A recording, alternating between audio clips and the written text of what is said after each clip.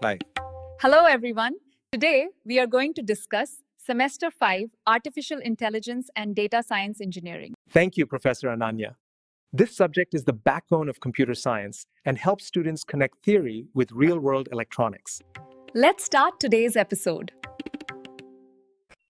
আচ্ছা, একবার ভাবুন তো, যখন জোম্যাটো বা সুইগি থেকে অনলাইনে একটা বিরিয়ানি অর্ডার করা হয় তখন কি হয়?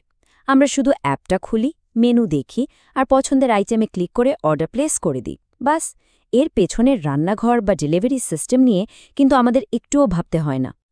একদমই না, তাই না? আমাদের কাছে আসল হলো সার্ভিসটা, মানে গরম গরম বিরিয়ানিটা যেন সময় মতো হাতে চলে আসে। রান্নাঘরের গোপন মশলা কি বা ডেলিভারি বয় কোন রাস্তা দিয়ে আসছে, এসব জটিল তথ্য আমাদের জানার দরকারই পড়ে না। প্রোগ্রামিংয়ের জগতেও কিন্তু ঠিক এই কনসেপ্টটাই কাজ করে। এই যে খাবার অর্ডার করার সহজ অভিজ্ঞতা আর তার পেছনের ওই যে বিশাল জটিল প্রক্রিয়া, এই দুটোর মধ্যে একটা অদৃশ্য দেয়াল আছে, তাই না? প্রোগ্রামিংয়ের ভাষায় এই দেয়ালটাকেই বলা হয় ডেটা অ্যাবস্ট্রাকশন, আর এটাই কিন্তু অবজেক্ট ওরিয়েন্টেড প্রোগ্রামিংয়ের একটা ফাউন্ডেশনাল পিলার। খুব সহজ করে বললে অ্যাবস্ট্রাকশন মানে হলো দরকারি জিনিসটা দেখাও আর ভেতরের জটিলতাটুকু লুকিয়ে রাখো। ব্যাপারটা অনেকটা গাড়ি চালানোর মতো। আমরা স্টিয়ারিং ঘোরাই, ব্রেক চাপি, কিন্তু ইঞ্জিনের ভেতরে পিস্টন কিভাবে চলছে সেই মেকানিজম আমাদের জানতে হয় না। কোডিংয়ে এই লুকিয়ে রাখার ব্যাপারটা কোডকে অনেক সহজ আর নিরাপদ করে তোলে।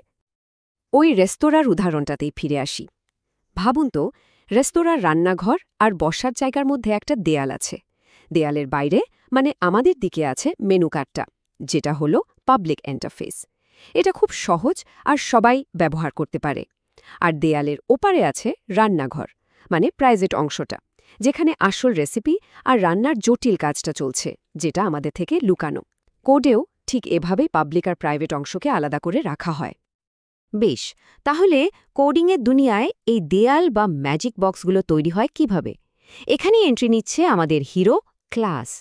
ক্লাসই হলো এই ম্যাজিক বক্সগুলো বানানোর আসল ব্লুপ্রিন্ট। একটা ক্লাসকে একটা ছাঁচ বা টেমপ্লেট হিসেবে ভাবা যেতে পারে। যেমন ধরুন, একটা হ্যাট বা টুপি ক্লাস। এই ক্লাসটা বলে দেবে যে প্রত্যেকটা টুপির একটা রং থাকবে, একটা সাইজ থাকবে আর কিছু কাজ থাকবে, যেমন টুপিটা মাথায় পরা বা খোলা যাবে। এই ক্লাসটাই ডেটা আর তার উপর কাজ করার পদ্ধতিগুলোকে এক জায়গায় বেঁধে রাখে আর ওই পাবলিক প্রাইভেটের দেয়ালটা তৈরি করে দেয়।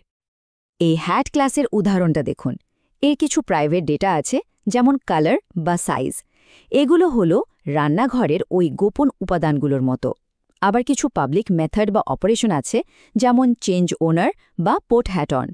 এগুলো হলো মেনু কার্ডের আইটেমের মতো, যা বাইরের দুনিয়া দেখতে আর ব্যবহার করতে পারে।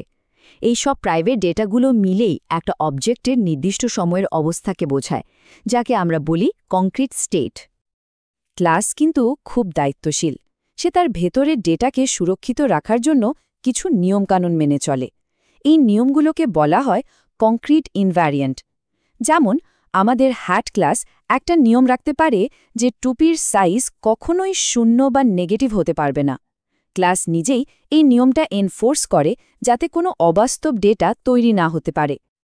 আচ্ছা, এই যে ডেটা আর তার সাথে সম্পর্কিত মেথডগুলোকে একটা ক্লাসের মধ্যে সুন্দর করে গুছিয়ে বেঁধে রাখা হলো, প্রোগ্রামিংয়ের ভাষায় এই কনসেপ্টটাকে কি বলে? এটাই হলো এনক্যাপসুলেশন। এবার এমন একটা উদাহরণ দেখা যাক, যেটা আমরা প্রায় সবাই প্রতিদিন ব্যবহার করি, কিন্তু হয়তো খেয়ালই করি না যে এটা অ্যাবস্ট্রাক্ট ডেটা টাইপ বা এডিটির একটা অসাধারণ উদাহরণ। হ্যাঁ, ঠিকই ধরেছেন। জাভাতে যে স্ট্রিং ক্লাসটা আমরা ব্যবহার করি, সেটা এডিটির একটা দারুণ উদাহরণ। আমরা সবাই এটাকে নিয়ে কাজ করি, কিন্তু এর ভেতরের জটিলতা নিয়ে একদমই ভাবি না। এই খুব সাধারণ একটা কোড লাইন দেখুন।